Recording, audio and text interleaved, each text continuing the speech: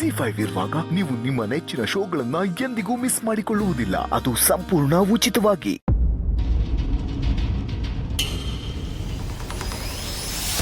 ಇವನ್ನ ಇಲ್ಲಿ ಕರ್ಕೊಂಬಂದು ತಪ್ಪು ಮಾಡಿದ್ವಿ ಅನ್ಸುತ್ತೆ.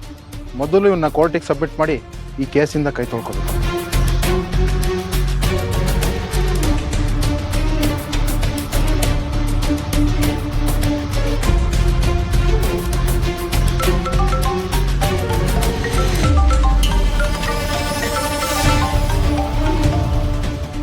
ನಮಸ್ಕಾರ ಕಂಡ್ರೆ ಎಸ್ ಪಿ ಸಾಹೇಬ್ರೆ. ನಮಸ್ಕಾರ ಸರ್. ಏನು ಇದ್ದಕ್ಕಿದ್ದಂಗೆ ಫೋನ್ ಮಾಡಿಬಿಟ್ಟಿದ್ದೀರಲ್ಲ, ಏನು ವಿಷಯ? ನೀವು ಹೇಳ್ದಾಗೆ ಅವನ್ನ ಸ್ಟೇಷನಿಗೆ ಕರ್ಕೊಂಬಂದಿದ್ದೀವಿ ಸರ್. ನಾವು ಅವನ್ನ ತುಂಬ ದಿವಸ ಸ್ಟೇಷನಲ್ಲಿ ಇಟ್ಕೊಳಕ್ಕಾಗಲ್ಲ ಸರ್. ಇವನು ಈ ಕೇಸಲ್ಲಿ ಸರೆಂಡರ್ ಆಗಿದ್ದಾರೆ ಅಂತ ಪೇಪರ್ಗೋ ಮೀಡಿಯಾಗೋ ಲೀಕ್ ಆದರೆ ಕಷ್ಟ ಸರ್. ಅದಕ್ಕೆ ಈ ವಿಷಯ ಹೊರಗೆ ಹೋಗೋಕ್ಕಿಂತ ಮುಂಚೆ ಅವನ್ನ ಮ್ಯಾಜಿಸ್ಟ್ರೇಟ್ ಮುಂದೆ ಪ್ರೊಡ್ಯೂಸ್ ಮಾಡಿಬಿಡೋಣ ಸರ್. ಏಯ್ ಸಾಹೇಬ್ರೆ, ನೀವೊಂದು ಕೆಲಸ ಮಾಡಿರಿ, ಅಲ್ಲೆಲ್ಲಾದರೂ ನಿಮ್ಮ ಸ್ಟೇಷನ್ ಪಕ್ಕದಲ್ಲಿ ಯಾರಾದರೂ ಕಣ್ಣಿ ಹೇಳೋರಿದ್ರೆ ಅವ್ರ ಹತ್ರ ಹೋಗ್ಬಿಟ್ಟು ಒಂದು ಒಳ್ಳೆ ದಿನ ಒಂದು ಒಳಗೆ ಗಳಿಗೆ ಕೇಳ್ಕೊಂಡು ಆಮೇಲೆ ನೀವು ಕೆಲಸ ಶುರು ಮಾಡಿರಿ. ಅಯ್ಯ ಏನ್ರಿ ಮಾತಾಡ್ತಾ ಇದ್ದೀರಾ ನೀವು ರೀ? ಹಾಗಲ್ಲ ಸರ್, ಈ ಕೇಸ್ ಬಗ್ಗೆ ಈಗಾಗಲೇ ಎಲ್ಲ ಕಡೆ ಸುದ್ದಿ ಹಬ್ಬಿದೆ. ಜೊತೆಗೆ ಆ ಸೌಪರ್ಣಿಕ ಕಡೆಯಿಂದನೂ ಪ್ರೆಷರ್ ಇದೆ. ಈ ಸಮಯದಲ್ಲಿ ಅವನನ್ನ ಸ್ಟೇಷನ್ನಲ್ಲಿ ಇಟ್ಕೊಳ್ಳೋದು ತಪ್ಪಾಗುತ್ತೆ ಸರ್. ಅವನು ಇಲ್ಲೇ ಇದ್ದರೆ 100 ಪ್ರಶ್ನೆ ಎದ್ದಾಳುತ್ತೆ. ಅದಕ್ಕೆ ಎಷ್ಟು ಬೇಗ ಆಗುತ್ತೋ ಅಷ್ಟು ಬೇಗ ಕೋರ್ಟಿಗೆ ಪ್ರೊಡ್ಯೂಸ್ ಮಾಡೋದು ಒಳ್ಳೇದು ಸರ್. ನನ್ನ ಸಿಚುವೇಶನ್ ಅರ್ಥ ಮಾಡ್ಕೊಳ್ಳಿ ಸರ್, ಪ್ಲೀಸ್. ರೀ ಸ್ವಾಮಿ, ಮೊದಲು ನಾನು ಆ ಹುಡುಗನ ಹತ್ರ ಒಂದಪ್ಪ ಮಾತಾಡಬೇಕು, ಅದಕ್ಕೆ ವ್ಯವಸ್ಥೆ ಮಾಡಿರಿ. ಆಮ್ಯಾಕೆ ನಾನು ಯಾವತ್ತು ನೀವು ಮ್ಯಾಜಿಸ್ಟ್ರೇಟ್ ಮುಂದೆ ತಗೊಂಡೋಗಿ ನಿಲ್ಲಿಸು ಅಂತ ಹೇಳ್ತೀನೋ ಅವತ್ತು ತೊಗೊಂಡೋಗಿ ನಿಲ್ಸಿವ್ರಂತೆ. ಏನ್ರಿ ಊರವರೆಲ್ಲ ತಲೆ ತಿಂತಾವ್ರೆ, ಅವ್ರ ಜೊತೆ ನೀವು ಸೇರ್ಕೊಂಡು ನಾನು ತಲೆ ತಿಂತಾ ಇದ್ದೀರಲ್ರಿ. ಸದ್ಯ ಫೋನ್ ಮಾಡಿದ್ರಿ, ಏಸಿಂದ ಯಾವಾಗ ಆಚೆ ಬರ್ತೀನೋ ಅಂತ ಕಾಯ್ತಾ ಇದ್ದೀನಪ್ಪ ನಾನು. ಯಾರಿಗೆ ಅಂತ ಉತ್ತರ ಕೊಡಲಿ? ಒಂದು ಹುಲ್ ಕಡ್ಡಿನೂ ನನಗೆ ಆವಾಗ ಕಾಣಿಸ್ತಾ ಇತ್ತು. ಈಗ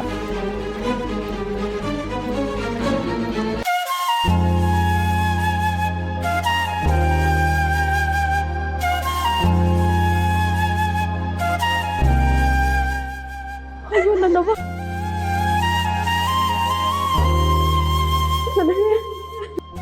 ಚಲವಿ ಚಲವಿ ಯಾಕವ್ವ ಅಳ್ತಾ ಇದೆಯಾ? ಬೆಂಕಿ ಬಗ್ಗೆ ಏನಾರು ಗೊತ್ತಾಯ್ತಾ? ಇಲ್ಲ ಕಣವ, ಆದ್ರೆ ವೀಣಕ್ಕ ಮನೆಗೆ ಬಂದು ಫೋನ್ ಮಾಡಿದ್ರು. ಹಂಗ ನಾನು ಬೆಂಕಿ ಬಗ್ಗೆ ಹೇಳೋಣ ಅನ್ಕೊಂಡು ಹೋದ್ನ. ಆದ್ರೆ ಅಲ್ಲಿ ಹೋಗಿ ನೋಡಿದ್ರೆ ಬೇರೆನೇ ಆಗಿತ್ತು. ಚಲವಿ ನೋಡವ್ವ, ನೀನು ಅಳ್ತಾ ಇದ್ರೆ ನನಗೆ ಭಯ ಆಗ್ತಾ ಇದೆ. ನೋಡ, ಅಂಥದ್ದು ಏನಾಯ್ತು ಅಲ್ಲಿ? ವೆಂಕಿ ತಂಗಿ ಜಾನು ಅಂತ ಇದ್ರಲ್ಲ, ಅದೇ ಬಸ್ರಿ ಆಗಿದ್ರು, ಪಾರಿಂಗ್ ಹೋಗಿದ್ರು ಅಂತ ಹೇಳದ್ನಲ್ಲ, ತೀರ್ಕೊಂಡ್ಬಿಟ್ರಂತೆ.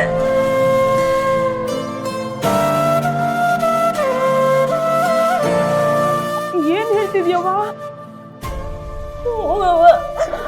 ಅವ್ರ ಗಂಡ ಪಾರಿಂದ ಬಂದು ಹೇಳ್ತಾ ಇದ್ರು. ಪಾಪ ಅಲ್ಲಿರೋರೆಲ್ಲ ಮನೆ ಮಗಳು ತೀರ್ಕೊಂಡಿದ್ದಾಳೆ ಅಂತ ದುಃಖದಲ್ಲಿರುವಾಗ ನಾನು ವೆಂಕಿ ಬಗ್ಗೆ ಹೆಂಗ್ ಹೇಳೋದು ಅನ್ಬಿಟ್ಟು ವಾಪಸ್ ಬಂದ್ಬಿಟ್ಟೆ. ಅಯ್ಯೋ ದೇವ್ರೆ, ಮಗಳು ತಾಯಿ ಆಗ್ತಿದ್ದಾಳೆ ಅಂತ ಬೀಗರು ಬಹು ಖುಷಿಯಲ್ಲಿದ್ರು. ಈಗ ನೋಡಿದ್ರೆ ಅವ್ರ ಹೆತ್ತು ಮಗಳೇ ಇಲ್ವೇ? ಈ ಸಮಯದಾಗ ಬೆಂಕಿ ಇಲ್ದಿರೋದು ಒಳ್ಳೇದೇ ಆಯ್ತು. ಅವನಿದ್ದಿದ್ರೆ ಅವನ್ ಗೋಲ್ಡ್ ನೋಡಕ್ ಆಯ್ತಿರ್ಲಿಲ್ಲ.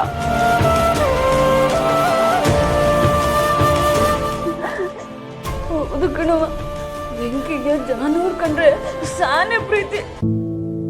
ನಾವು ಜಾನುವಾರು ಮನೆಗೆ ಹೋದಾಗ ಅವ್ರು ಸ್ವಲ್ಪ ಬೇಜಾರು ಮಾಡ್ಕೊಂಡಿದ್ದಕ್ಕೆ ಬೆಂಕಿ ಎಷ್ಟೊಂದು ಬೇಜಾರು ಮಾಡ್ಕೊಂಡಿದ್ದ ಗೊತ್ತಾ?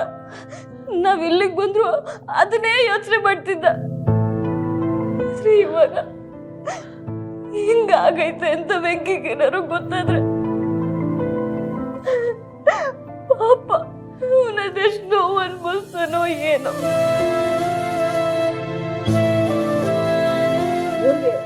ನಿಜವಾಗ್ಲೂ ಕರುಣೆ ಅನ್ನೋದೇ ಇಲ್ಲ ಕಣವ. ಆ ದೇವ್ರನ್ನೋನೇ ಇಲ್ಲ. ನಿಂಗೆ ನಿಜವಾಗ್ಲೂ ಕರುಣೆ ಅನ್ನೋದಿದ್ರೆ ತಾಯಿ ಮಗುನ ದೂರ ಮಾಡ್ತಿರ್ಲಿಲ್ಲ, ಈ ತರ ಎಲ್ರಿಗೂ ಸಂಕಟ ಕೊಡ್ತಿರ್ಲಿಲ್ಲ. ಹಾಗೆಲ್ಲ ಹೇಳ್ಬೇಡ ಚಲುವಿ. ಅದ್ಯಾವ್ರು ಏನೇ ಮಾಡಿದ್ರು ಒಂದ್ ಲೆಕ್ಕಾಚಾರ ಇರುತ್ತೆ ಕಣವ. ಅವನ್ಗೆ ಕೊಡೋದು ಗೊತ್ತು, ಕಿತ್ಕೊಳ್ಳೋದು ಗೊತ್ತು ಕಣವ. ಎಲ್ಲ ಸಮಯದಾಗೂ ಒಳ್ಳೇದೇ ಆಗ್ಬೇಕು ಅಂತ ಏನಿಲ್ವಲ್ಲವ. ಇಲ್ಲಿ ಯಾರ್ಯಾರು ಎಷ್ಟೆಷ್ಟು ದಿನ ಇರ್ಬೇಕು ಅಂತಿರುತ್ತೋ ಅಷ್ಟೇ ದಿನ ಇರಕ್ಕಾಗೋದು. ಸಮಯ ಬಂದಾಗ ಎಲ್ರೂ ಹೋಯ್ತಾ ಇರ್ಬೇಕು. ಇವತ್ತು ಅವಳು, ನಾಳೆ ನಾವು. ಆದ್ರೂ ಈ ಸಾವು ಅನ್ಯಾಯ ಅಲ್ವೇನವ? ಅವ್ರಿಗೆ ಹೆಣ್ಮಗುನೇ ಆಯ್ತದೆ ಅಂತ ವೆಂಕಿ ಸಾನೇ ಆಸೆ ಇಟ್ಕೊಂಡಿದ್ದ. ಅವ್ರಿಗೆ ಹೆರಿಗೆ ಸಮಯದಾಗ ಏನು ತೊಂದರೆ ಆಗ್ಬಾರ್ದು ಅಂತ ದೇವ್ರಿಗೆಲ್ಲ ಅರ್ಕೆ ಓದ್ತಿದ್ದ. ಇವಾಗ ಅವರೇ ಇಲ್ಲ. ಪಾಪ ಅತ್ತೆ ಮಾವ, ಅವ್ರಿಗೆ ಇಷ್ಟೊಂದು ನೋವು ಸಹಿಸ್ಕೊಳ್ಳೋ ಶಕ್ತಿ ಇಲ್ಲ. ಅವ್ರನ್ನ ನೋಡ್ತಿದ್ರೆ ನಂಗೆ ಸಾನೇ ಬೇಜಾರಾಯ್ತದೆ. ಚಲುವೆ, ನೀನ್ ಅಳ್ಬೇಡ ಕಣವ. ನೋಡು, ನೀನು ಆ ಮನೆ ಸೊಸೆ ಕಣವ. ಇಂಥ ಸಮಯದಾಗೆ ಅವ್ರ ಜೊತೆಗಿದ್ದು ನೀನ್ ಧೈರ್ಯ ಹೇಳ್ಬೇಕು ಕಣವ. ಮತ್ತು ನಿಮ್ಮ ಅತ್ತೆ ಮಾವನ್ಗೆ ಕಷ್ಟದ ಮೇಲೆ ಕಷ್ಟ ಕೊಡ್ತಿರ್ಬೋದು, ಆದ್ರೆ ಅದ್ಯಾವ್ರು ಮುಂದೊಂದ್ ದಿನ ಒಳ್ಳೇದ್ ಮಾಡೇ ಮಾಡ್ತಾನೆ ಕಣವ. ನೀನ್ ಧೈರ್ಯವಾಗಿರವ.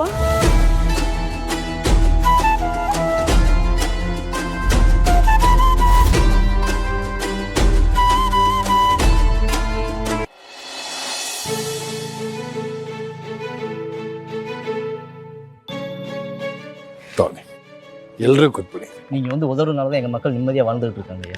ಅದೆಲ್ಲ ಏನೂ ಇಲ್ಲ. ನಾನು ಬಂದರೂ ಬರೋದು ನನ್ನ ಕೆಲಸಕ್ಕೆ, ಆದರೂ ನಿಮ್ಮೆಲ್ಲ ನೋಡಿದ್ರೆ ಒಂದು ಖುಷಿ ಆಗುತ್ತೆ. ನೀವೆಷ್ಟೊಂದು ಸಹಾಯ ಮಾಡ್ತೀರಾ. ದೇವರು ನನಗೆ ಬೇಕಾದಷ್ಟು ಕೊಡ್ತಾನೆ, ಅದನ್ನು ನಾನು ನಿಮ್ಗೆ ಸ್ವಲ್ಪ ಕೊಡ್ತಾ ಇದ್ದೀನಿ ಅಷ್ಟೇ. ಇದರಿಂದ ನಿಮ್ಗೆ ಸಹಾಯ ಆಗಿ ನಿಮ್ಗೆಲ್ರಿಗೂ ಸಂತೋಷ ಆದರೆ ಆ ದೇವರು ನನಗೆ ಒಳ್ಳೇದು ಮಾಡ್ತಾನೆ.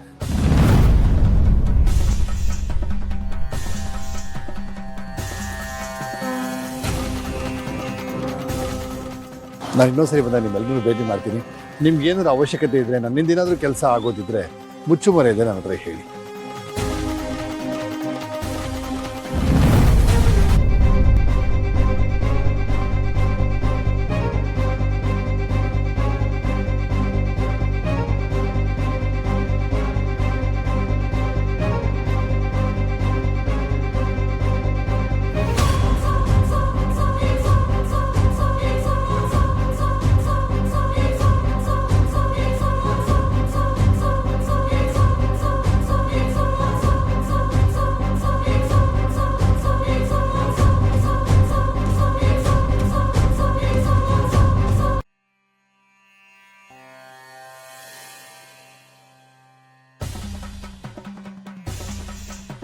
ZEE5 ಆಪ್ ಡೌನ್ಲೋಡ್ ಮಾಡಿ ಎಲ್ಲಾ ಸಂಚಿಕೆಗಳನ್ನು ಸಂಪೂರ್ಣ ಉಚಿತವಾಗಿ ನೋಡಿ.